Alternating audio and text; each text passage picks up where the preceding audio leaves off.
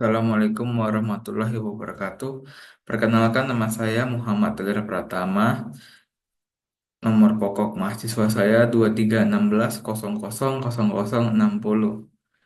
Izinkan saya mempresentasikan hasil proposal saya yang berjudul yang berjudul Aspek Hukum Ahli Waris dan Penyelesaian Sengketa Harta Warisan disebabkan memakai hukum adat. Di daftar isinya ada bagian pendahuluan, latar belakang masalah, rumusan masalah, tujuan penelitian, manfaat penelitian, keaslian penelitian, tinjauan pustaka, metode penelitian, sistematika penulisan, dan daftar pustaka. Untuk bagian latar belakang masalahnya adalah kematian adalah takdir yang sudah ditentukan oleh Tuhan Yang Maha Kuasa. Tidak bisa dihindari oleh semua makhluk hidup yang berada di muka bumi ini. Kullu nafsin dha'iqatul maut. Summa ilaina turja'un. Quran Surah Al-Ankabut ayat 57. Yang artinya adalah setiap yang bernyawa pasti akan merasakan kematian. Kemudian hanya kepada kami kamu dikembalikan. Kematian tersebut menyebabkan hilangnya sosok yang penting dalam kehidupan di sekitarnya. Misalnya ayah yang meninggalkan ibu dan anaknya, ataupun kedua orang tua yang meninggal secara bersama akibat takdir yang tidak bisa dihindari. Kematian tersebut juga meninggalkan kerabat, segala urusan dunia, dan juga meninggalkan suatu harta dan barang berharga yang biasa disebut harta warisan. Harta warisan itu adalah sesuatu yang ditinggalkan oleh pewaris yang akan diserahkan kepada ahli waris yang berhak memilikinya ketika pewaris meninggal dunia, baik itu mau berupa uang, properti, investasi, barang berharga, dan lainnya. Dalam kitab Undang-Undang Hukum Perdata, pewasiran pewarisan karena kematian pasal 830, pewarisan terjadi hanya karena kematian. Bahwasannya menjelaskan kalau pewarisan itu dapat terjadi hanya karena pewaris itu mengalami kematian. Tidak bisa tidak bisa diberikan gitu, tidak bisa langsung diberikan kepada ahli waris jika tidak karena terjadi kematian.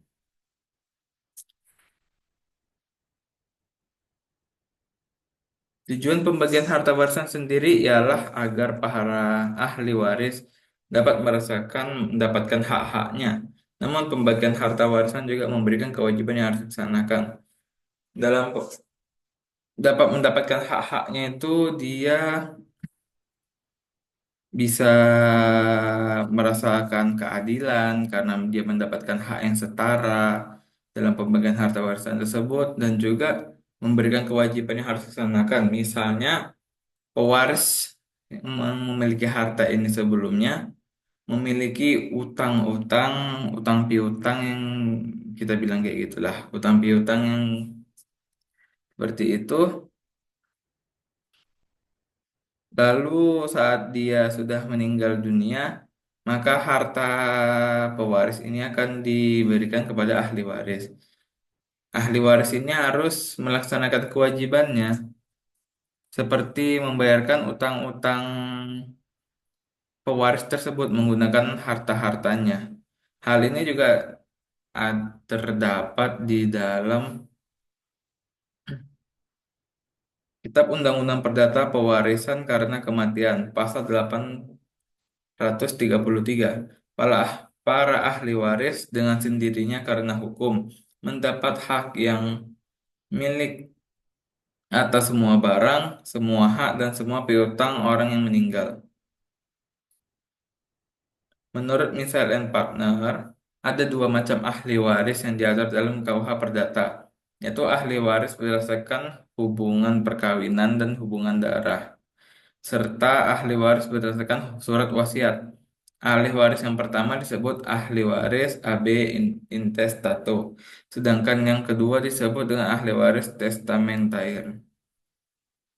Ahli waris AB intestato itu diatur di dalam pasal 832 Kitab Undang-Undang Hukum Perdata. Menurut kitab undang-undangnya itu, yang berhak menjadi ahli waris ialah adalah yang sedarah, baik yang sah mau menurut undang-undang ataupun di luar perkawinan, dan juga suami istri yang hidupnya terlama. Menurut peraturan peraturan ini, bila keluarga sedarah dan suami atau istri yang hidup terlama tidak ada, maka semua harta peninggalan menjadi milik negara yang wajib melunasi utang-utang orang yang meninggal tersebut sejauh harta peninggalan mencukupi untuk itu. Misalnya seperti ini, kalau mungkin bingung,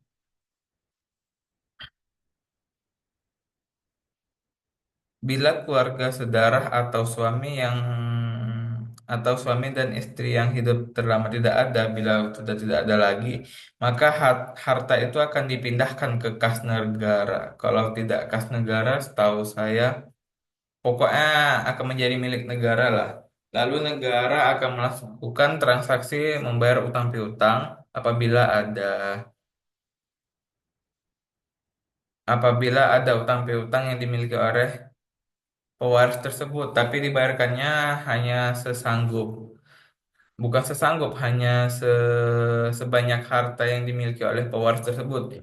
Misalnya, dia memiliki utang piutang 1 miliar, namun hanya harta pewaris ini hanya ada 500 juta kita bilang.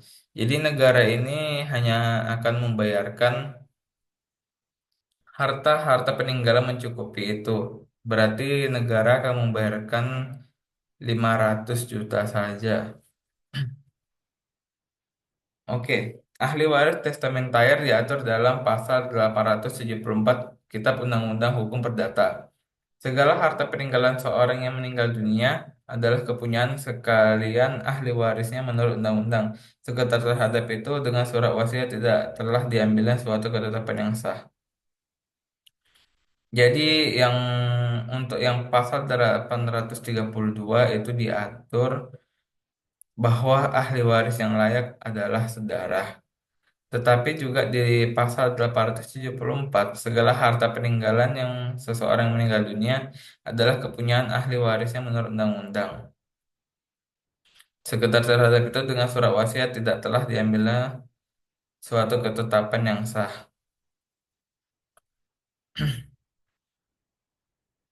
Ini dapat dijelaskan bahwa ahli waris itu juga bisa diatur melalui surat wasiat, tetapi isi surat wasiatnya itu harus harus adil, harus setara, tidak bisa hanya mementingkan satu gitu. Misalnya ada pihak pertama, pihak kedua. Nah, pihak pertama ini lebih diuntungkan daripada pihak kedua, itu dalam kitab undang-undang hukum perdata itu tidak bisa dilakukan. Menurut hukumonline.com menjelaskan bahwa Indonesia memiliki sistem kekerabatan dalam hukum adat yang diklasifikasikan terjadi menjadi tiga, yaitu yaitu patrilineal, marilineal, dan parental atau bilateral. Patrilineal itu adalah hukum hukum waris adat yang mengambil dari jalur ayah. Itu biasanya terjadi seperti di Sumatera dari hukum Batak. Jadi misalnya kan kalau di Batak itu yang bermarga itu yang laki-laki. Jadi yang laki-laki itu tanggung jawabnya lebih besar dianggap di suku Batak. Jadi pewarisan harta tersebut biasanya condong lebih banyak ke garis laki-laki, garis yang bermarga. Karena laki-laki dianggap itu kepala keluarga dan orang yang bertanggung jawab atas saudari-saudarinya nanti. Kalau matrilineal itu mengambil mengambil jalur dari garis keturunan ibu. Misalnya seperti Padang. Parental dan bilateral itu mengambil dari kedua garis dari ibu dan bapak. Menurut penulis, pembagian harta warisan dari dalam Kitab Undang-Undang Hukum Perdata tidak ada perbedaan antara pihak laki-laki dan pihak perempuan. Baik itu melalui jumlah harta seperti uang, properti, barang berharga, ataupun mengenai utang piutang. Tetapi di negara Indonesia yang memiliki banyak macam suku serta adat istiadatnya, masih banyak masyarakat Indonesia yang melakukan pewarisan harta menggunakan hukum adat. Hal ini dikarenakan hukum adat adalah hukum kebiasaan yang sudah biasa dilakukan oleh masyarakat sebelumnya secara turun-temurun. Oke, izinkan saya menjelaskan. Di dalam Kitab Undang-Undang Hukum Perdata itu menurut penulis, tidak ada perbedaan antara laki-laki dan perempuan, baik itu mengurus mengenai harta seperti uang tunainya, propertinya, barang berharga ataupun utang piutangnya itu akan dibagi rata sesama pihak, mau laki itu pihak laki-laki ataupun pihak perempuan. Tetapi di Indonesia itu karena dari dulu dari sejak zaman Indonesia masih disebut Nusantara pun, Indonesia itu sudah banyak suku adat dan istiadatnya. Jadi masih banyak sampai sekarang masyarakat Indonesia itu yang melakukan pewarisan harta itu memakai hukum adat seperti di Sumatera lah. Di Sumatera masih banyak orang-orang suku Batak, masyarakat-masyarakat suku Batak itu melakukan pewarisan adat itu menggunakan hukum adat Batak. Ya karena hukum itu masih dianggap sakral dan juga pewarisan dari nenek moyang dari leluhur-leluhur dahulu. Dan sampai sekarang itu mungkin akan terus terjadi karena itu juga merupakan bagian dari budaya dan juga salah satu cara mereka menghormati leluhur-leluhur mereka,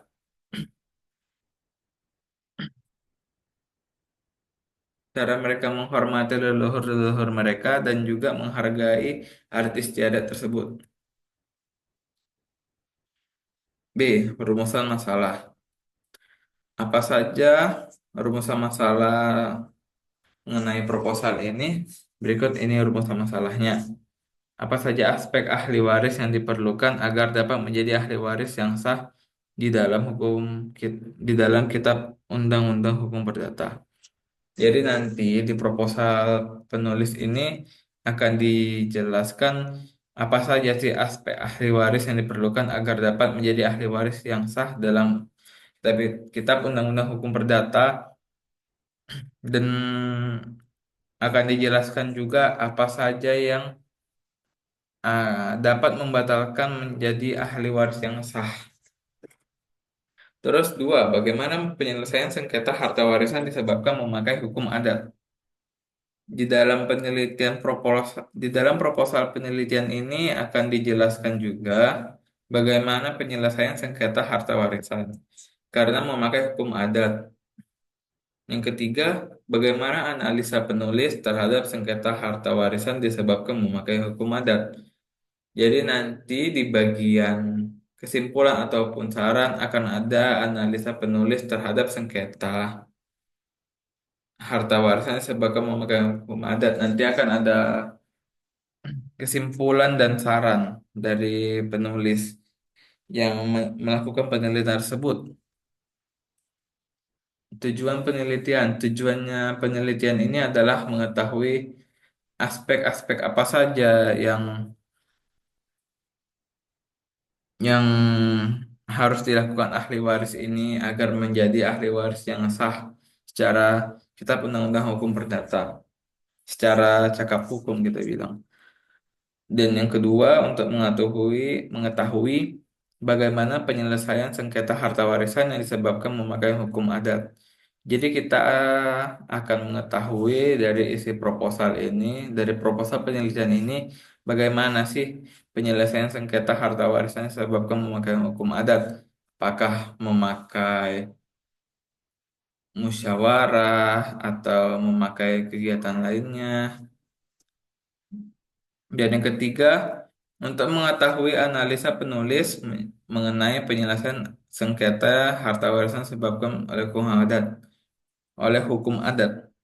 Analisa penulis ini nanti akan diletakkan di bagian kesimpulan ataupun saran mengenai penyelesaian sengketa tersebut.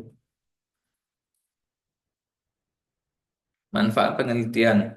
Manfaat akademisnya merupakan salah satu syarat menyelesaikan program pendidikan sarjana hukum pada program studi ilmu hukum Fakultas Social Science Universitas Pembangunan Pancabudi. Jadi manfaatnya ini adalah se- manfaat proposal ini adalah menunjukkan bagaimana sih isi-isi bagian-bagian dari skripsi-skripsi skripsi yang akan dibawa ke sidang meja hijau nanti. Manfaat teoritisnya adalah dijadikan sebagai sarana untuk melakukan pengembangan ilmu pengetahuan, wawasan dan peningkatan mutu ilmu pengetahuan, khususnya dalam aspek hukum ahli waris dan penyelesaian sengketa harta waris akibat menggunakan hukum adat. Yang ketiga adalah manfaat praktis.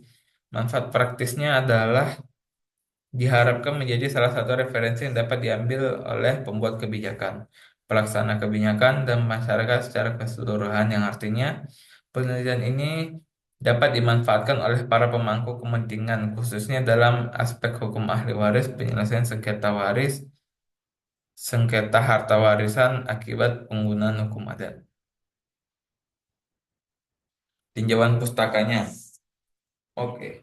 Aspek hukumnya merupakan aspek hukum merupakan suatu syarat dan kewajiban tertentu yang harus dimiliki oleh setiap individu, perusahaan, dan lainnya.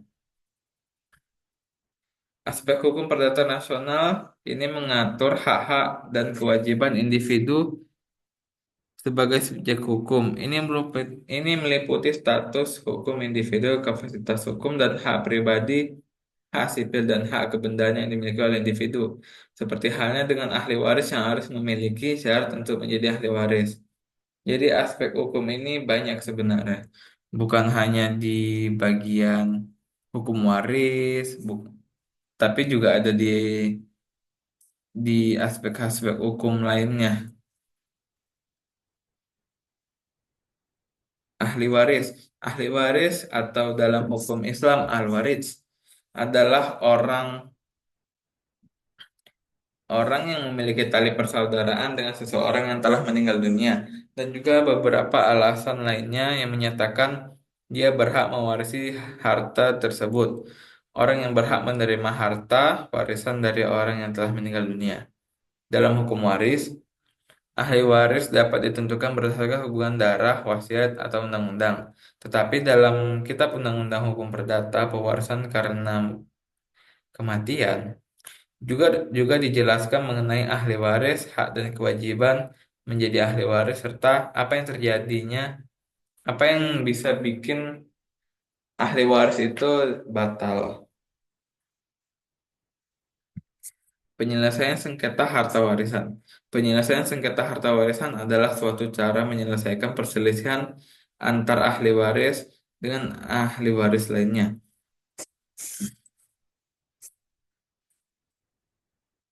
Karena ahli waris itu tidak mendapatkan hak-haknya dan kewajiban yang setara dengan antar pihak ahli warisnya.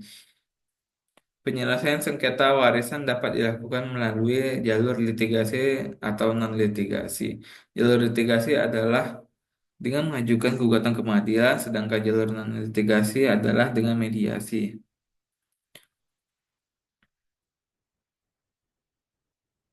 Hukum adat adalah seperangkat norma atau aturan, baik yang tertulis maupun tidak tertulis, yang hidup dan berlaku untuk mengatur tingkah laku manusia yang bersumber pada nilai budaya dan bangsa, yang diwariskan secara turun-temurun, yang senantiasa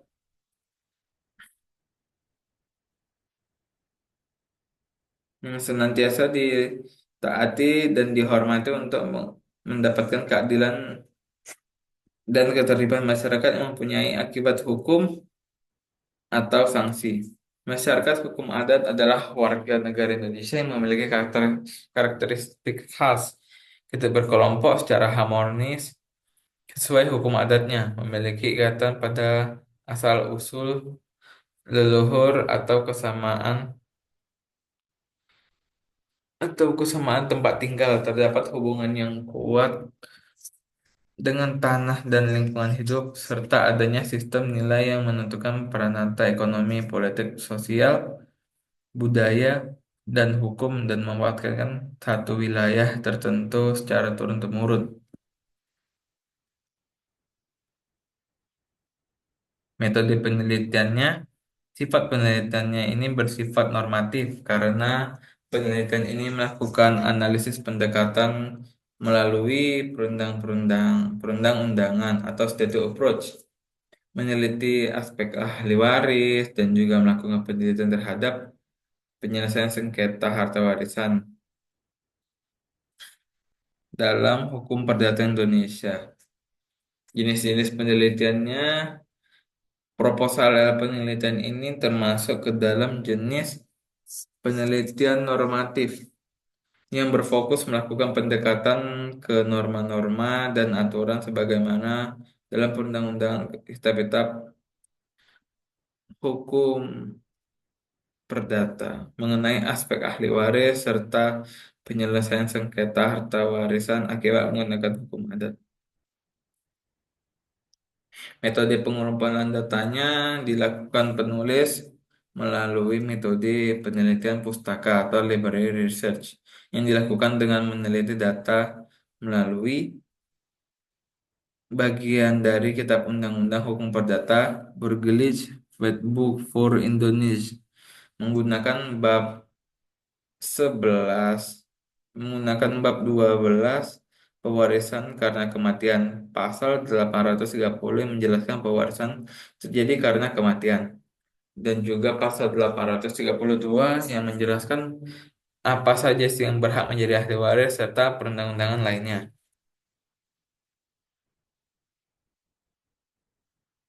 Literatur hukumnya menggunakan hukum penelitian, karya ilmiah, jurnal hukum, dan tesis yang membahas penyelesaian sengketa harta warisan akibat menggunakan hukum adat. Jadi di proposal penelitian ini juga menggunakan buku-buku penelitian dan karya ilmiah serta jurnal hukum dan tesis yang pokoknya yang bersangkutan dengan penyelesaian sengketa harta warisan ini. Jenis-jenis datanya ada bahan hukum bahan bahan hukum primer. Bahan hukum primernya menggunakan Kitab Undang-Undang Hukum Perdata mengenai pewarisan karena kematian, menggunakan pasal 830 mengenai pewarisan terjadi karena kematian. Ada juga pasal 832 yang menjelaskan siapa yang berhak menjadi ahli waris, dan juga ada pasal lainnya. Bahan hukum sekunder. Bahan hukum sekundernya itu dari internet, jurnal hukum, dan juga literatur yang berkaitan dengan pembahasan judulnya aspek ahli waris dan penyelesaian sengketa akibat menggunakan hukum adat. Analisis datanya dilakukan dengan penelitian kualitatif. Penulis menggunakan metode analisis data. Jadi penulis menggunakan metode analisis data. Setelah semua data ini berhasil dikumpulkan, selanjutnya penulis akan membuat kesimpulan serta saran sebagai hasil penemuan penelitian.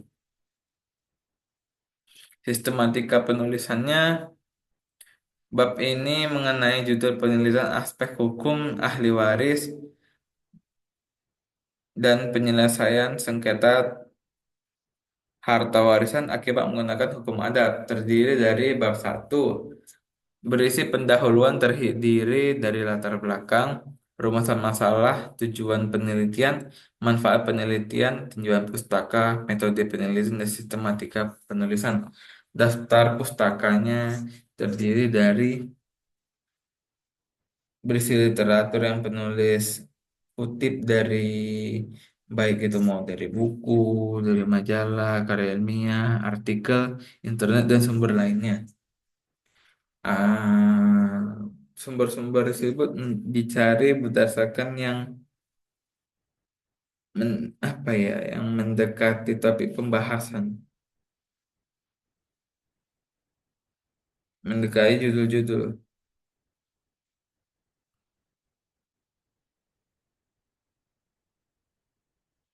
Oke, ini daftar pustakanya. Oke, terima kasih sudah mendengarkan, sudah memberikan saya izin untuk mempresentasikan hasil proposal, hasil presentasi proposal saya. Jika masih ada ruang untuk kritik, maka masih ada ruang untuk bangun. Mohon maaf jika saya ada salah penyebutan kata atau salah bicara, atau misalnya saya ada salah penyebutan kata, saya mohon maaf. Dan mungkin jika ada sumber yang tidak saya sebutkan di dalam presentasi ini, saya mohon maaf. Wassalamualaikum warahmatullahi wabarakatuh.